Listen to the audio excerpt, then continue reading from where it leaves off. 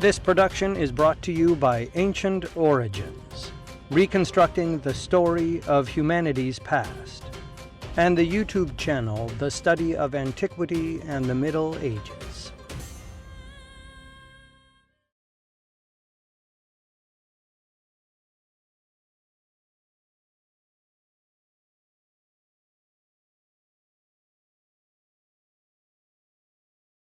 Abyssinia and the Ethiopian Empire, the ancient history of a struggling nation. Written by Alexa Vuchkovich. Narrated by D.W. Draffin. The Horn of Africa is a region with a unique identity and vibrant history. Close to the Arabian Peninsula, it always stood out from the rest of the African continent. Today, the Horn of Africa is home to the modern nations of Ethiopia, Djibouti, Eritrea, and Somalia, comprising some 115 million people. Throughout centuries of rich history, Ethiopia has managed to persevere and preserve its identity, despite many pressures. Once known as the Ethiopian Empire, or Abyssinia, which existed from 1270 to 1974, it is one of the longest surviving empires in history and is defined by its distinctive character and a past filled with defining moments. Today we'll be stepping back in time as we recount the ancient and modern ages of the venerable Ethiopian Empire. Ancient origins of the Ethiopian Empire. The rise of Aksum. The earliest origins of the Ethiopian Empire reach back before 1270. The story begins with the kingdom of Aksum, also known as the Aksumite Empire, an ancient kingdom of great import in the classical world. Aksum was located in today's northern Ethiopia and flourished from about 80 BCE to 825 CE. Taking its name from its key city, the capital called Aksum, its strategic location played a crucial role in the trading routes of the ancient world, particularly between ancient India and the Roman Empire. In time, Aksum grew in power and importance, and eclipsed the neighboring and older kingdom of Kush. The importance of Aksum was well portrayed by the famous Persian prophet Mani, who said, "There are 4 great kingdoms on earth. The first is the kingdom of Babylon and Persia, the second is the kingdom of Rome, the third is the kingdom of the Aksumites, the fourth is the kingdom of the Chinese." To the Greeks and the Romans, the kingdom of Aksum was well known, as it was to the Arabs and the Persians as well.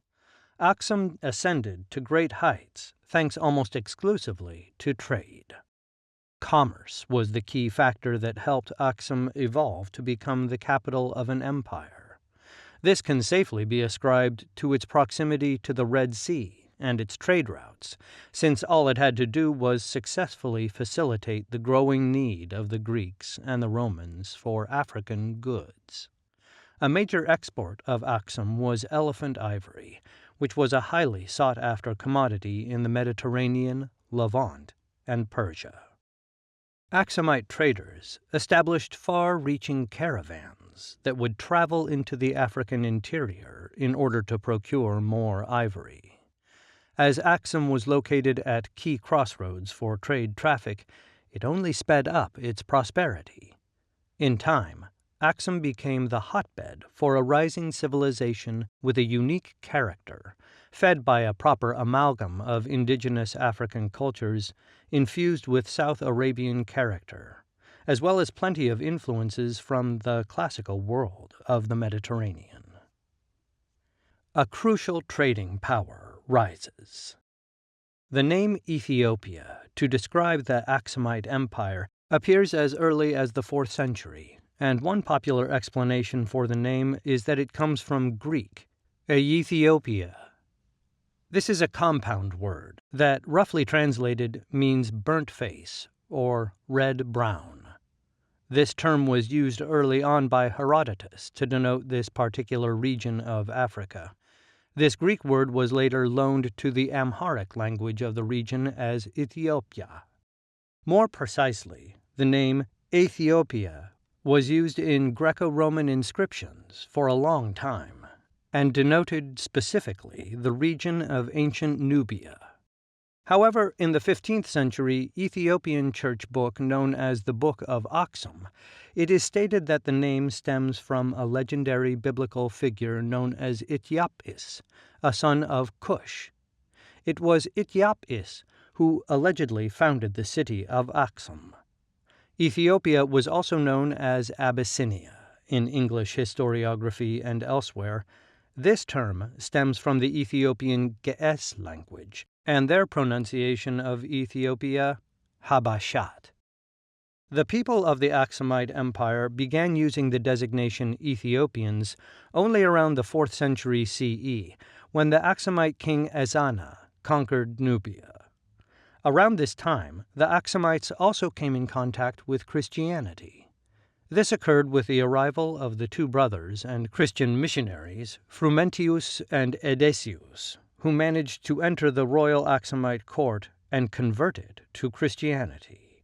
Ethiopia, Aksum, was thus the second country to officially adopt Christianity in world history. The first one was Armenia in 301 CE. Aksum began to enter a gradual decline in the 6th and 7th centuries CE due to religious rivalry, Jewish persecution of the Christians, and the rise of Islam. Around this time, the use of the name Ethiopia becomes prevalent. Struggling between religions, the end of the Aksumite Empire. One of the first acts in the empire's fall came in 520, when King Caleb led a campaign against the Jewish Himyaritic king Du-Nuwas, who was persecuting Christians in Yemen. Although the Aksumite forces won the conflict and secured Christianity in Yemen, at least until the advent of Islam, the years of battle overextended Aksum's wealth and manpower. Its position as an economic and trading power was diminished, but it still remained active to an extent. As the first major Islamic power, the Rashidun Caliphate rose to prominence and conquered Egypt and the Red Sea around 646 CE. Aksum became economically isolated, but even so, it remained firmly Christian. Oral history holds the Aksumite Empire was eventually defeated by the Hebrew queen Yodit, also known as Gudit or Judith, around the early 900s CE. This defeat brought the end to the centuries-old Aksumite kingdom and all its rich history. During her 40-year reign of Aksum, Yodit conducted numerous pogroms against the Christian populace, burning churches, crucifying people, and forcefully converting the citizens, all as part of her campaign to terminate Christianity, in an apparent act of revenge. During this period, a great deal of Aksumite heritage is said to have been destroyed. Yodit's reign ended around 960, when she and her successors were overthrown by an Aga lord called Mara Takla Haymanat. The Agas were a Cushitic ethnic group of the region. This lord married the female descendant of the last Aksumite monarchs, and thus established a new lineage known as the Zagwe Dynasty. This new dynasty ruled over a smaller region than Aksum and remained Christian, although still largely isolated. The successful Zagwe Dynasty was eventually overthrown around 1270 CE. This happened with the emergence of a rebellious lord named Yakuno Amlak, who claimed he descended from the Aksumite kings of old and ultimately from Solomon. Most likely due to the political circumstances of the time, Amlak succeeded in receiving substantial aid from the Sultanate of Shewa, a small Muslim kingdom that established itself in Ethiopia and competed with the Zagwe. This was one of the rare times that an alliance between Muslims and Christians occurred. Yekuno Amlak succeeded in establishing the Ethiopian Empire and becoming the head of the ruling Solomonic dynasty, which remained in power until 1974. Not long after, relations with the neighboring competing Muslim sultanates deteriorated, and conflicts occurred sporadically for centuries afterwards. One of the competing sultanates that managed to stay in power was the Ifat Sultanate. In the early 14th century CE, the famed Ethiopian emperor Amda Seyon I invaded Ifat and defeated it. But the descendants of Ifat managed to return to the region at a later date to establish a new and more powerful regional entity known as the Adal Sultanate, a Muslim Somali kingdom. This power would prove to become a huge threat for the rising Ethiopian Empire.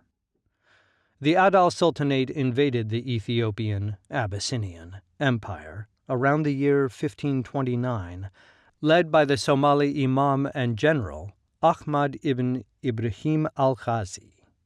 This came to be known as the Abyssinian-Adal War, which lasted from 1529 to 1543.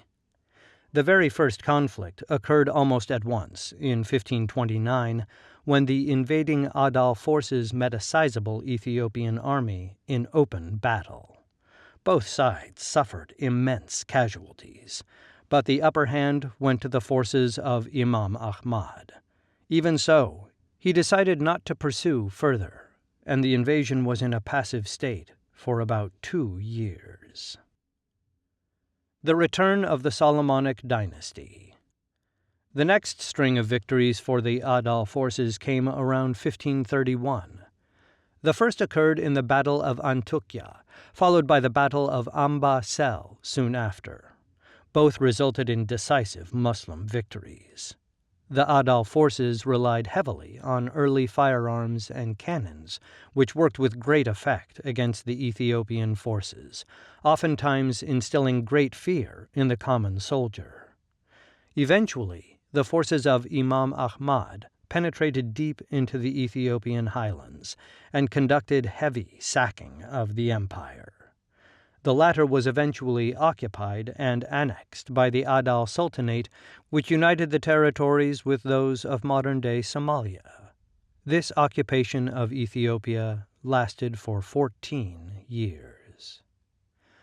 Around 1543, the guerrilla warriors of Ethiopia received aid from the Portuguese Empire, whose navy provided crucial military support. At the time, the Portuguese were involved in the Ottoman-Portuguese conflicts which lasted from 1538 to 1559. Since the Adal Sultanate received aid from the Ottomans, the Ethiopians were aided by the Portuguese. With the Portuguese help, the Adal forces were gradually defeated, culminating with a decisive battle of Waina Daga that caused the collapse of Adal forces and the death of Imam Ahmed. A new challenge for the Ethiopian Empire occurred in the 16th and 17th centuries, with the increasing migrations of the Oromo peoples of southern Ethiopia. This Cushitic ethnic group progressively migrated north and eventually became involved with the imperial politics. A direct consequence of these migrations was a loosened grip of the empire on its faraway provinces as the latter gained more independence than usual. It was not until the reign of the Emperor Iyezu I the Great of the Solomonic dynasty, who reigned from 1682 to 1706, that the things were once more consolidated and returned to prosperity. His successor Iyezu II took this power one step further and allowed the Ethiopian Empire to flourish. Vying for power and facing the modern age. Where there is power and wealth, there is also crisis. For Ethiopia, this crisis era emerged around 1769 and lasted until 1859. It is known as the Zemene Mesafint, or the Era of Princes. During this period, the empire was largely divided and decentralized, with numerous regional ras, dukes, or lords, competing for influence and power over the emperor. This unstable period was only brought to end with the rise to power of the famed emperor Tewodros II. The charismatic ruler once more stabilized the empire of Ethiopia and became a favorite of the people. Later in his rule, though, Tewodros committed a grave error. Seeking to force the British to give him military aid, the emperor imprisoned several British representatives in 1868, an event that caused a serious reprisal from the British. This response from Queen Victoria became known as the Punitive Expedition to Abyssinia, which resulted in the burning of the fortress of Magdala and the subsequent suicide of Emperor Tewodros II. As the result of this British involvement, the throne of the empire passed on to Johannes IV, an Ethiopian noble who claimed connection to the Solomonian dynasty. His rule marked the rise of the modern era of Ethiopia and is defined by his victory over Ottoman Egypt. The last emperor of an ancient lineage. The Ethiopian Empire managed to survive for many centuries, in fact well into the 20th century, making it one of the last surviving empires of the world. Its last emperor was Haile Selassie I, a member of the Solomonic dynasty and one of the defining figures of modern Ethiopian history, who could trace his lineage to the 10th century BCE. His series of political and social reforms greatly modernized the country.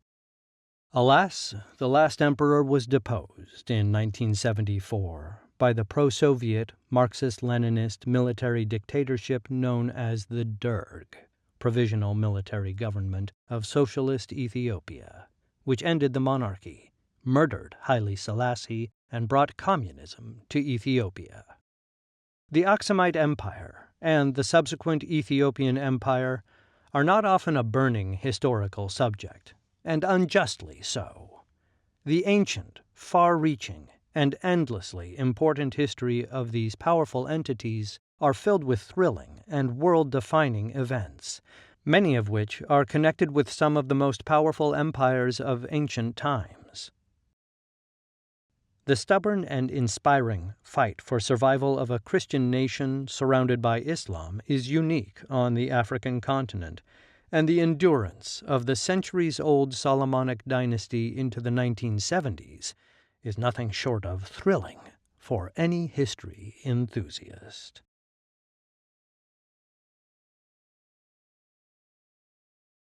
Ancient Origins specializes in reconstructing the story of humanity's past. And honestly, for those of you who love anything ancient, mysterious, and the unexplained, it's the best resource online for you, providing a variety of content. But more importantly, it's helping us understand the subjects that we all love. From the fringe to the mainstream, you get the best of everything.